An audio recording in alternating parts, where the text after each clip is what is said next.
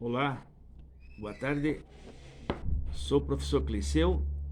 Estamos novamente voltando para apresentar a todos o nosso projeto sobre cultura civilizatória.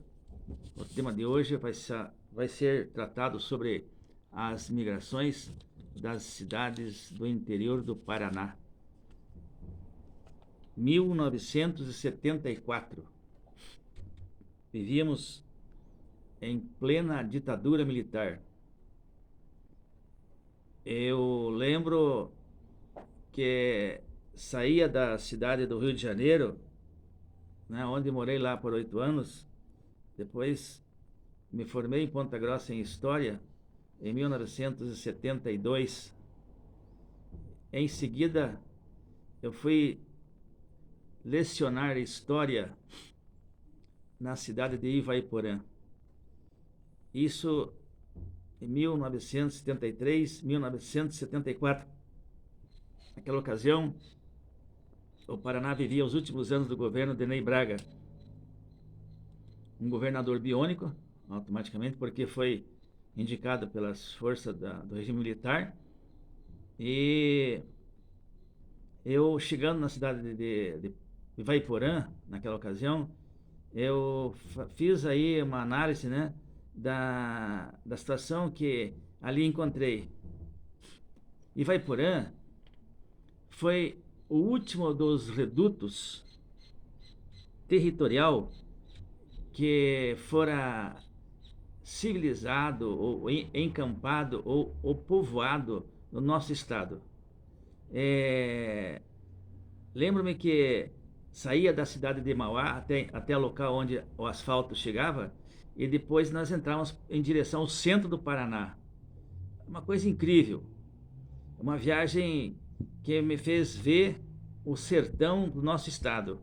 Um sertão totalmente assim, sem qualquer tipo de infraestrutura, no que diz respeito à rodovia ou a qualquer tipo de ferrovia. Até hoje não existe. Então, foram quase 100 quilômetros de terra bruta, né? De Mauá a Ivaiporã. E quando cheguei naquela cidade, eu me vi assim, fazendo uma relação com o Francisco Orellana, quando ele enxerga assim as cidades da civilização Inca, né, no Peru, onde ele se espantou com o grande povoado que lá ele viu, né, naquela região onde ninguém imaginava que tivesse uma civilização de tamanha envergadura. E Ivaiporã tinha essa mesma característica. Chegamos lá, né, e eu, já com as aulas previamente já criadas assim por um amigo meu chamado Alcibiades, né, que era um funcionário do Banco do Brasil. Eu já me dirigia às instâncias, né, daquela cidade, no ramo da educação, e consegui lá as aulas que estava me esperando para lecionar. Lecionei de Ivaiporã de 74 até 1986. Foram uma experiência maravilhosa, porque Ivaiporã apresenta uma população onde a grande parte da cultura que ali existia, ela era proveniente de pessoas vindas do norte do estado do Paraná e também do interior de São Paulo. Uma cultura de pessoas assim hospitaleira, bastante comprometidas com as ideias assim do criar, né, no investir, né? São pessoas que tinham um comportamento totalmente contrário à cultura de Ponta Grossa, onde as pessoas são conservadoras e não tem qualquer tipo de iniciativa, né? Empreendedorismo, né?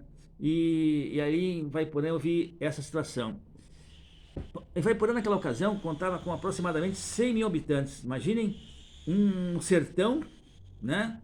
Assim, isolado, totalmente isolado, de todo, assim, os centros de grande repercussão do Paraná. E Vaiporã estava ali, parece-me que me aguardando para que eu chegasse lá e visse o que tinha que ser feito. Naquela cidade ainda existia o problema da falta de energia elétrica e que era bastante precária. E à noite as lojas também não tinham sistema de iluminação em frente do seu, os seus painéis todos eram pintados, não eram assim é, com aquela imagem assim mais ascendente, com luz artificial que destacasse seus nomes.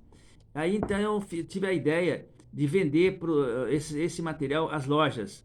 Isso, claro, paralelamente às aulas que eu ministrava naquela cidade. Então passei a vender placas luminosas em Ivaiporã, né? Passaram alguns dias,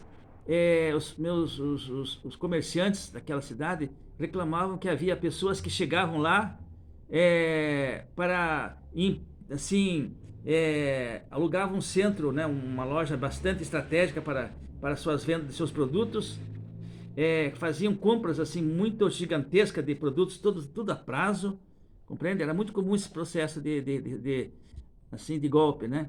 E também eles, crescendo com o comércio que ali estabeleceu, eles abriam contas bancárias e a coisa ia crescendo, né? E passando 7, 8, 9, 10 meses, esses comerciantes, um dia antes, iam ao banco, sacavam todo o seu limite de crédito em dinheiro e naquela mesma noite, pela madrugada, estacionava em frente à loja uma carreta e toda a mercadoria era desviada. Vejam, isso aí era comum, esses golpes na cidade de Ivaiporã. Então, os comerciantes me passaram para mim esse problema e eu perguntei, por que vocês não criam uma associação comercial, né? Onde existem organismos, no caso, na época, o CEPROC, né? Que poderão, assim, fazer uma análise, né, da pessoa, né? Ver o passado de cada um e aí vocês poderão ver aquilo que é possível fazer para não dar crédito a pessoas que vocês não têm esse conhecimento.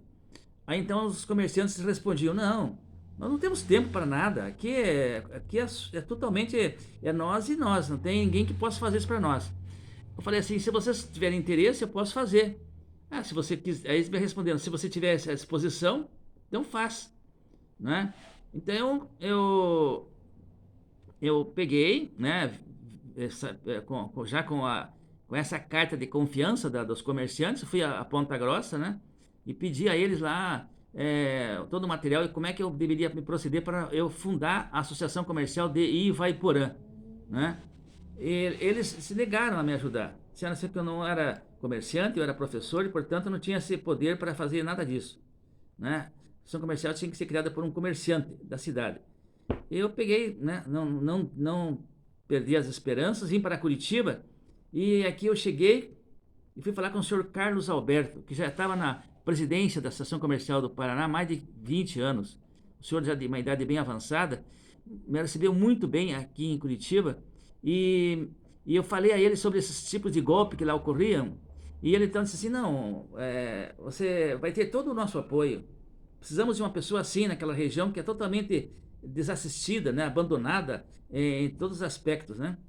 Então me colocou na minha frente, né, naquela sala, todos os chefes de departamento da Associação Comercial e eles me passaram todos os informes como deveria proceder para fundar a Associação Comercial de Ivaiporã.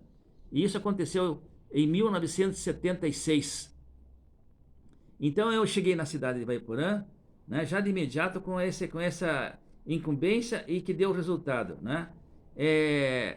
Eu vejo assim cidades que estavam assim à mercê ali da sorte, né? Como Jardim Alegre, São João do Ivaí e outras, Lunardelli, todas assim viraram cidade fantasma, porque ocorreu que em 1975, 76, aquela geada preta, onde os agricultores de Ivaiporã e outras cidades daquela região tinham como cultura o café, né? E esse café foi praticamente destruído por essa grande fenômeno da natureza. E até que os agricultores fizessem novos tipos de investimento, com outro tipo assim, de empreendimento agrícola, né? Eles foram à busca de socorros do Banco do Brasil e o Banco do Brasil aproveitou da situação do desespero desses agricultores.